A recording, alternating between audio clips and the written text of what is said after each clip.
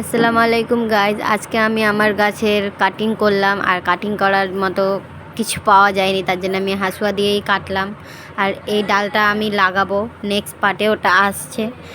আমি শুনেছিলাম ড্রাগন ফলের গাছের আগাল কাটলে ফল আসে, মানে ফুল আসে।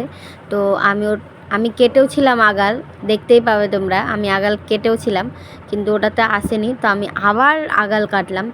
এবার দেখা যাক ফুল আসে কি না। এবার ফুল যদি না আসে তাহলে আমি আর আগাল কাটবো না, থেকে যাবে এরকম। এবছর না ফল হবে, এর পরের বছর ফল হবে ইনশাল্লাহ। কারণ আমি অনেক কাউকে দেখেছিলাম ড্রাগন ফলের গাছের আগাল কাটলে নাকি ফুল আসে। তো আমি ওটা দেখার জন্যে আমি আমার সবটি ড্রাগন ফলের গাছেরই আমি আগাল কেটেছি।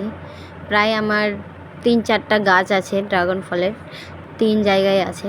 তো আমি সবগুলারই আগাল কেটেছি। এখন দেখা যাক কি হয়।